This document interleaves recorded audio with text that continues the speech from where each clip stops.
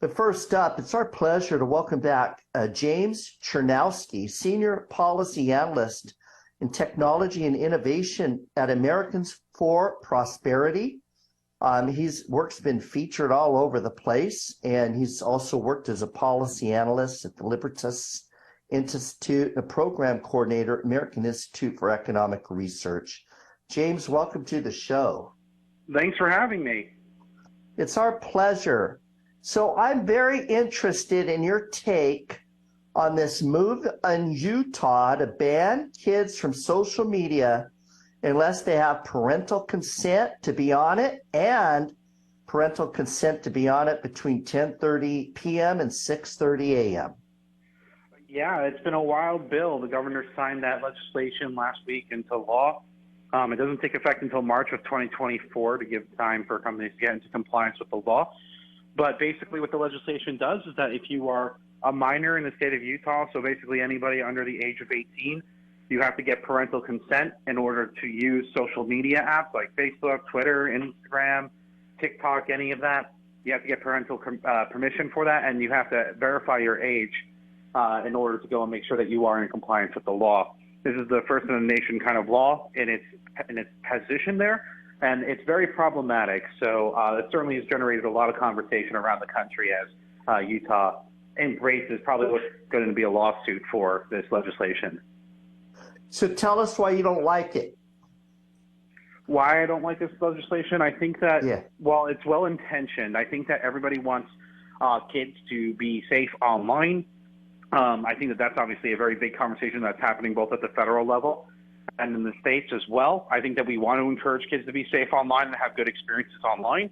The problem is that these bills are just going a step too far. You're having the government come in and play the role of a co-parent with your family, and I'm not really sure that that's something that we should be encouraging there, one. And then two, again, the only way that you're going to be able to enforce this is through age verification systems, and Utah is explicitly looking for that. So what does that mean?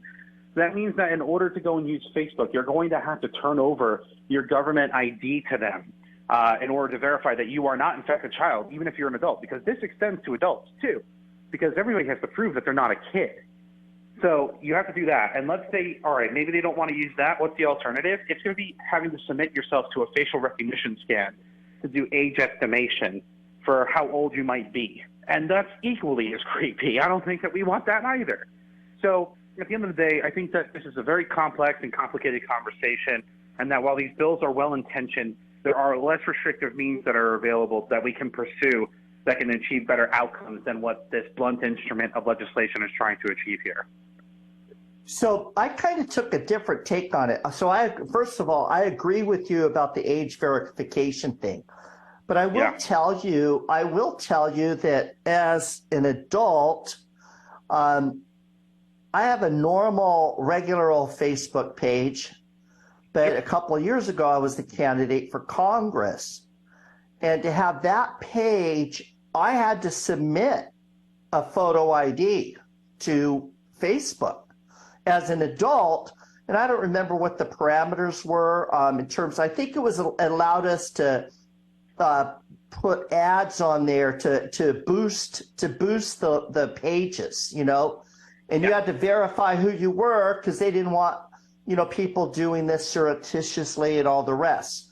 So I agree with the age verification thing is sketchy because I don't trust the internet, but at the same time, I think for the most part, they already know who we are. But the other thing, let me say this other thing is what I do like about it.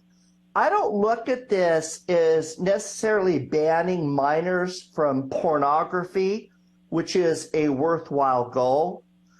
I think the fact is we've done numerous shows that these kids end up obsessed and depressed by spending too much time on the social media. And then secondly, you've got the issue that China is running one of the most popular social media apps, and they're spying on us. And you talk about giving away age verification, facial recognition.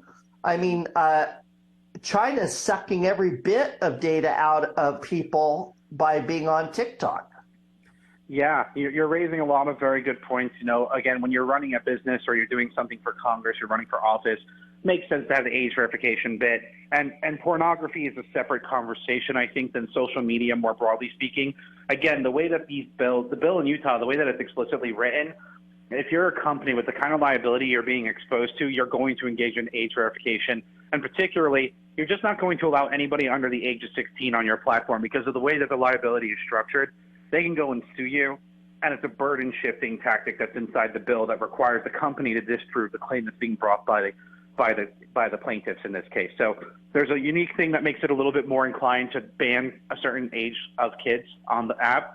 And again, I think that there's just less restrictive means of achieving that. There are tools available to parents already that are out there, but there's an education gap. Parents don't necessarily are not aware of where these tools might be. They're not necessarily sure of how to implement them properly. And that's really just something that can be tackled, I think, with a little bit more, nuance than perhaps going with something as heavy as the ban hammer. For the China point and TikTok, look, I think that TikTok raises its own separate concerns just because of that China aspect. But I don't think it's anything that's overly egregious to the point that, let's say, you want to ban it in general for consumers. Your solution there starts with getting a federal consumer data privacy law that can be standardized across the country, because these data practices are certainly, I think, something that you want to go and target and try to bring into line and hold companies accountable for when they are doing bad practices. And also, furthermore, one last thing you'll want to do here as well is, because you're worried about the surveillance aspect particularly, you should look at figuring out ways where we can go and put restraints on the government's ability to compel companies to have to hand over this type of data on citizens to the government. If that's the kind of stuff that you have in place, then we can avoid some of these situations that we've kind of highlighted here briefly. Well, I'll tell you when I read this piece, so I have a piece by the Hill on this. I'll tell you what, to me, the biggest fatal flaw in this plan is in Utah. Yeah. It's the fact that parental consent can give them the green light they want and need. I don't think most parents have the brains or the guts to know what's going on, how it's deleterious to their children's mental health, and the guts to tell them no because every other kid's doing it. Yeah, I think that certainly is a unique conversation. It only heightens the need for parents to be willing to have that conversation, right, wrong, or indifferent. And I know that there's certainly been a lot of statistics that talk about the negative impacts on teen mental health, but I think it is incorrect to just place the mountain of the evidence on that on social media. I think that there's a lot of things that contribute to why teen mental health is down, or rather up, and it's well beyond what social media is. And I do think that while it is important to highlight those downsides, it's also important to highlight the upside too. Lots of kids actually felt a lot better on social media during the pandemic, particularly because they were locked up for a couple of years, right, wrong, and different, and this was the only way that they could stay connected with one another. So it's not like it's all bad. There's actually plenty of good that come in social media as well.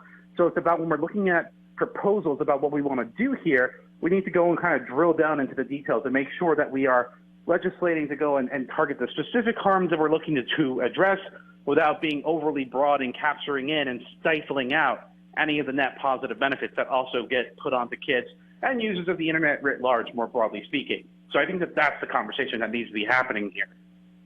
All righty. James Czerniawski is our guest, senior policy analyst.